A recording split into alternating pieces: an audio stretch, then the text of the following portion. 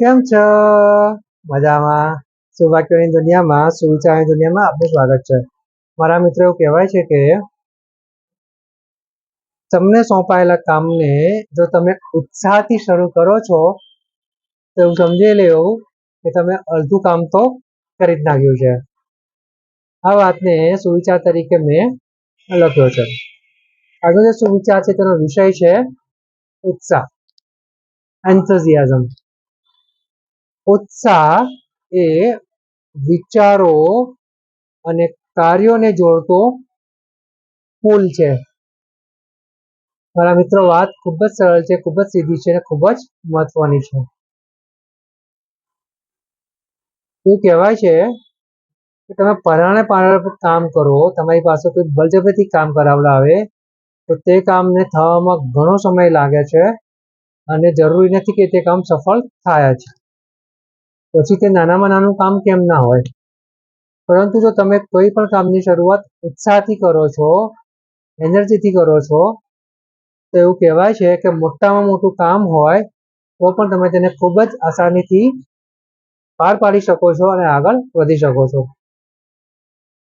એટલે અહીંયા જે ઉત્સાહ છે, એન્થુઝિયાઝમ છે, તે ખૂબ જ અગત્યનો ભાગ ભજવે છે.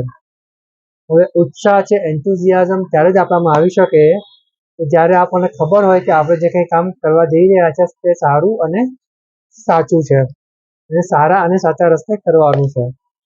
આના માટે આપણે આપણા મનનો ઉપયોગ કરી શકીએ છીએ, આપણા જે શાણપણ છે તેનો ઉપયોગ કરી શકીએ છીએ. મન છે એટલે મનમાં તો બધી જાતના વિચારો આવે છે, પરંતુ તે બધા વિચારો ઉપર કામ કરવું કે નહીં અને તેને ગાળીને, જેમ આપણે ગયણામાં પાણી ગાળીએ છીએ તેવી રીતે ગાળીને જે ખરાબ વિચારો હોય તેને બાયપાસ કરીને જે સારા વિચારો હોય તેની ઉપર વિચારીને, વધુ વિચારીને પછી તેની ઉપર જો કામ કરવામાં આવે અને આ કામ કરવાની જો શરૂઆત પૂરા ઉત્સાહથી કરવામાં આવે તો એવું બની શકે કે અઘરામાં અઘરું કામ પણ, મુશ્કેલમાં મુશ્કેલ કામ પણ આપણે ખૂબ જ સરળતાથી સફળતાપૂર્વક પાર પાડી શકીએ છીએ.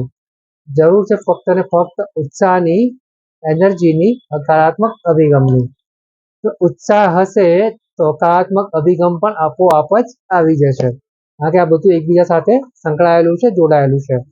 મારા મિત્રો, બસ આથી જ આપણે આપણા જીવનમાં જે ઉત્સાહનો જે ગુણ છે તે આપણે જીવનમાં ઉતારીએ, સમજી વિચારીને જે કંઈ કરવાનું છે તે કરીએ, ઉત્સાહ સાથે કરીએ અને આપણે આપણા જીવનમાં જે લક્ષ્યો બનાવ્યા છે સારા અને સાચા છે તે લક્ષ્યોને આપણે સારા અને સાચા રસ્તે ખૂબ જ સફળતાપૂર્વક, સંતોષપૂર્વક પૂરા કરીએ તેવું જ આપણે વિચારી શકીએ અને કરી શકીએ.